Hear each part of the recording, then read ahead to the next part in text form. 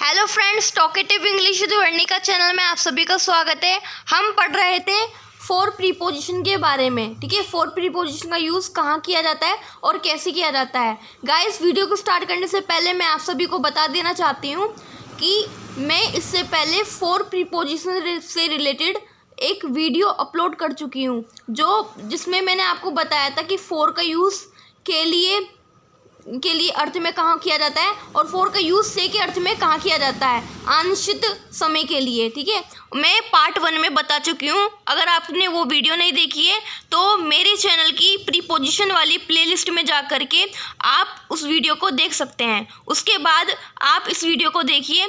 ये four preposition वाली video है और ये फोर प्रीपोजिशन का पार्ट 2 है।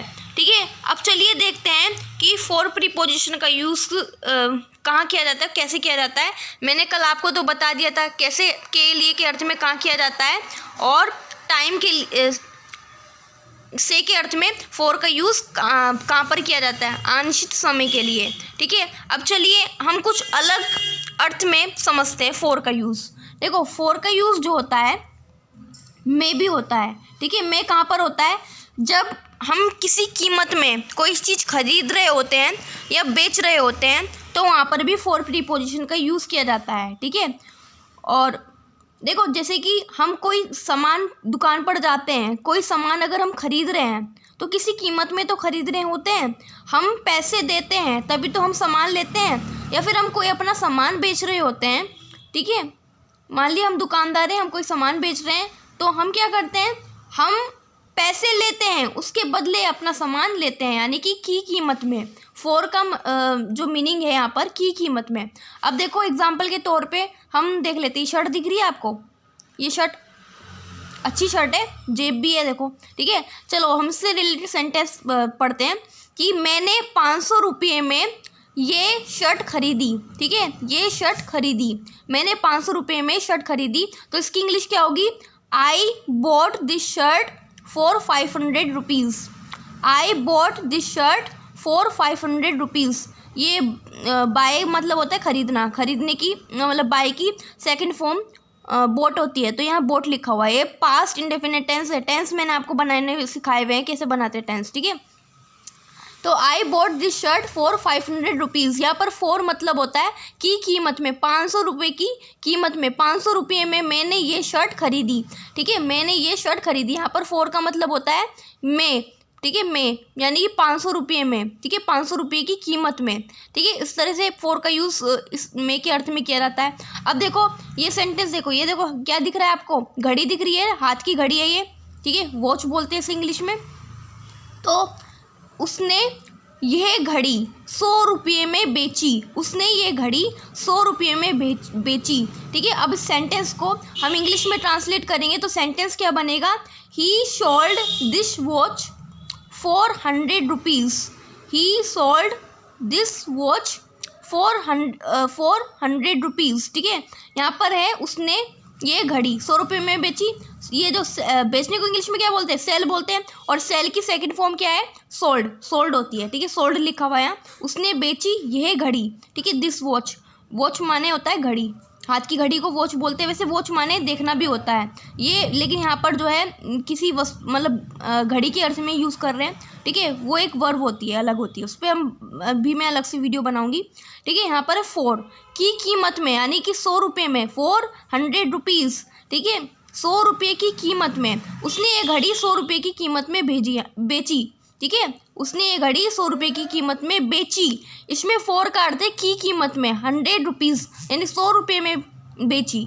ठीक है, इस तरह से फोर का यूज़ जो है में के अर्थ में किया जाता है जब कीमत की बात आती है। कोई चीज़ हमें खरीद रहे होते हैं, बेच रहे होते हैं, तो कीमत के अर्थ में के साथ भी जो है फोर का यूज़ किया जाता है। अब देखो, फोर का यूज़ जो है के पक्ष में भी किया जाता है। कैसे, जब इलेक्शन टाइम आ रहा होता है तो आपने देखा होगा आपके घरों में नेता वगैरह मतलब कैंडिडेट जो कि इलेक्शन लड़ रहे होते हैं, वो आते हैं, हाथ जोड़ते हैं, वो कहते हैं आपसे प्लीज़ वोट फॉर मी, कृपया हमारे पक्ष में मतलब वोट दीजिए। ठीक है, हमें वोट दीजिए, हमें वोट दीजिए। चाहे वो कांग्रेस पार्टी से आए हों, चाहे बीजेपी पार्टी से आए हों, किसी अदर पार्टी से आए हों, तो वो आपको बोलते प्लीज़ वोट फॉर मी, हम मेरे पक्ष में मतदान कीजिए, ठीक है, मेरे पक्ष में वोट दीजिए। तो यहाँ पर फॉर का यूज़ किया जाता है।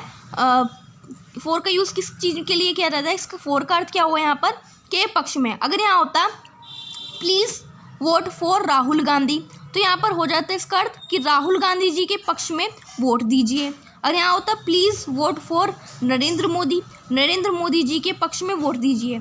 फॉर का मतलब होता है के पक्ष में। आप आई होप आपको ये बात अच्छे से समझ में आई होगी, ठीक है। अब देखो इससे रिलेटेड एक जीके का क्वेश्चन है, डिस्कस कर दूं, ठीक है, मैं डिस्कस करती हूँ उसके बारे में, ठीक है। 25 जनवरी को हम सेलिब्रेट करते हैं नेशनल वोटर्स डे, ठीक है। नेशनल वोटर्स डे ये जागरूकता फैलाने के लिए कि सभी को वोट करना चाहिए। अगर आपकी एज जो है 18 एज हो गई है तो आप वोटर आईडी कार्ड बनवा लीजिए, जिससे कभी भी इलेक्शन हो, अगले इलेक्शन में आप भी वोट दे सकें। और हमें वोट जो है ऐसे कैंडिडेट को देना चाहिए जो हमारे कंट्री के एडमिनिस्ट्रेशन को, यानी कि हमारे देश के प्रशासन को अच्छे से चला सके, ठीक है। हमें किसी भेदभाव के वोट देना चाहिए। ये नहीं होना चाहिए कि उसे देंगे वोट जो देगा 500 का नोट, किसी ने आपको थोड़े से पैसे दे दिए, 500 रुपये दे दिए, 1000 रुपये दे दिए, ठीक है, आपने उसके बदले में उसको वोट दे दिया। या किसी ने 2 बोतल आपको शराब की पिला दी, दारू की पिला दी, आपने उसके बदले में उसे वोट दे दिया, ठीक है। ये बातें गलत है। ये हमारी जाति का है तो हम अपनी जाति वाले लोगों के जो कैंडिडेट खड़ा होगा इलेक्शन में हम उसे देंगे। ये हमारी जाति का है तो हम इसे वोट देंगे, या हमारे धर्म का है इसे वोट देंगे, तो ये बात नहीं होनी चाहिए, ठीक है। वोट हमेशा ऐसे ही कैंडिडेट को देना चाहिए जो हमारे कंट्री के एडमिनिस्ट्रेशन को, देश के प्रशासन को अच्छे से चला सके, ठीक है, डेवलपमेंट कर सके हमारे कंट्री का, और साथ में हमारे लिए वेलफेयर वर्क्स कर सके, ठीक है, मतलब सेवा कर सके जनता की अच्छे से, तो उसको हमें वोट देना चाहिए, ठीक है। ये देखो राइट टू वोट, ठीक है, आर्टिकल 326 ऑफ इंडियन कॉन्स्टिट्यूशन, ठीक है, we have right to give vote, ठीक है, हमें वोट देने का अधिकार है, ठीक है, ठीक है। अब देखो फॉर का मीनिंग जो है को भी होता है, ठीक है। जब किसी स्थान को हम छोड़ के जा रहे होते हैं तब भी फॉर का अर्थ होता है। अब देखो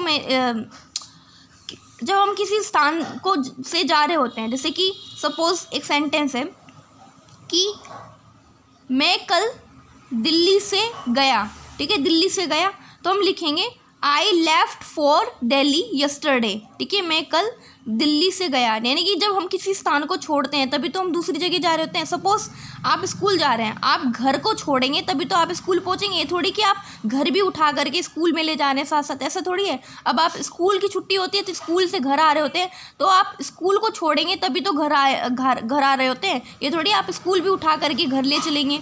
तो जब किसी स्थान से दूसरी जगह जाते हैं तो हम कोई ना कोई जगह छोड़ के जाते हैं, ठीक है, दूसरी जगह जाते हैं। तो I left for Delhi yesterday, ठीक है, उसने दिल्ली को मतलब ये दिल्ली से गया, ठीक है, दिल्ली से गया, दिल्ली छोड़ कर गया, मतलब एक तरीके से उसे कहीं और जाना होगा ना, दिल्ली में रहा होगा कुछ दिन तक, फिर दिल्ली छोड़ करके वे किसी दूसरी जगह जा रहा है, तो इसके अर्थ में भी फॉर का यूज़ किया जाता है। फॉर का मतलब यहाँ को होता है, ठीक है। अब देखो कुछ दूरी के साथ भी जो है फॉर का यूज़ किया जाता है, ठीक है। दूरी को इंग्लिश में क्या बोलते हैं, डिस्टेंस बोलते हैं, ठीक है, डिस्टेंस बोलते हैं। एग्जाम्पल के तौर पे देख लेते हैं कि मैं 2 मील की दूरी तय करके मैं वहाँ पहुँचा, ठीक है, 2 मील की यात्रा करके मैं वहाँ गया, ठीक है, मैं वहाँ गया। अब इस इंग्लिश क्या होगी इसकी, I went there by travelling for 2 miles, ठीक है, 2 मील्स, ठीक है, I went there by travelling for 2 meals,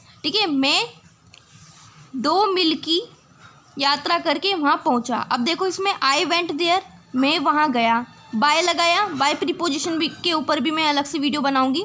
travelling यानी यात्रा करना, ठीक है, ट्रैवलिंग फॉर 2 मील्स, कितने की मतलब कितने मील की दूरी, 2 मील्स, ठीक है, 2 मील्स लिखा हुआ है। फॉर मतलब हो गया फॉर का मतलब यहाँ मतलब फॉर जो है दूरी के लिए, जब किसी चीज़ जगह पर हम 5 मीटर की दूरी, 1 किलोमीटर की दूरी या कितनी भी मतलब मील की दूरी, 1 मील की, 2 मील की, 3 मील की, मतलब दूरी के साथ भी जो है फॉर प्रीपोजिशन का यूज़ किया जाता है। आई होप आपको ये बात अच्छे से समझ में आई होगी, क्लियर हुई होगी। चलिए आज की वीडियो को मैं यहीं पर एंड करती हूँ। आपको वीडियो कैसी लगी? अगर वीडियो अच्छी लगी तो मेरी वीडियो को लाइक कीजिए, मेरे चैनल को सब्सक्राइब कीजिए। तब तक के लिए बाय बाय।